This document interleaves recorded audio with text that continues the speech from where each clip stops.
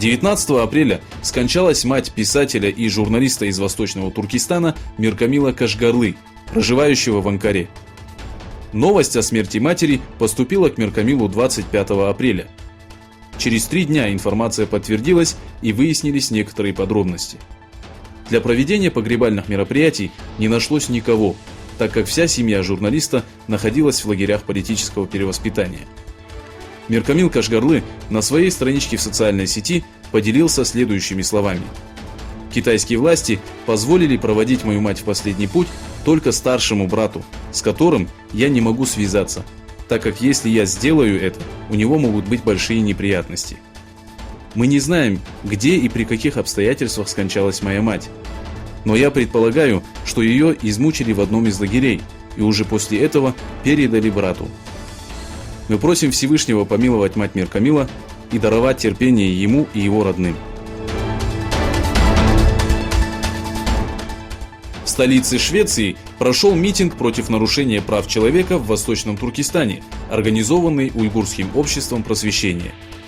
На мероприятии люди выкрикивали следующие лозунги: «Будьте голосом мусульман-уйгуров». Уйгуров поддержало Международное демократическое объединение, Шведский союз тюрков и турецкие общественные организации.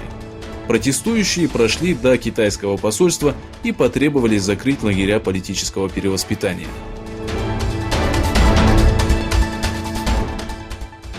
Министр иностранных дел Ирана Джавад Зариф планирует посетить Северную Корею с официальным визитом. Ранее министр иностранных дел Кореи Ри Йонг Хо посетил Иран, которые также коснулись санкций Соединенных Штатов Америки. В свою очередь правительство Ирана заявило, что в противовес американским санкциям Тегеран может выйти из соглашения о ядерном разоружении. Премьер-министр Малайзии Махатир Мухаммад, посетивший Китай с официальным визитом, сделал следующее заявление.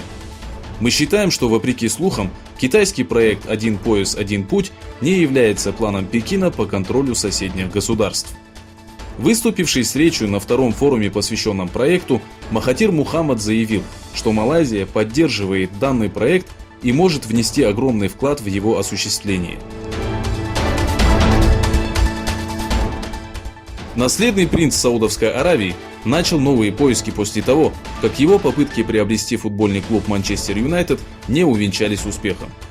Купив Манчестер Юнайтед, Саудовская Аравия планировала оказать конкуренцию Объединенным Арабским Эмиратам, которые приобрели Манчестер Сити, и Катару, купившему Париж Сен-Жермен. Против сделки выступила семья Глазер, являющаяся собственником клуба. Переговоры принца Сальмана оказались в тупике после убийства Джемаля Кашикджи в Генеральном консульстве Саудовской Аравии в Стамбуле.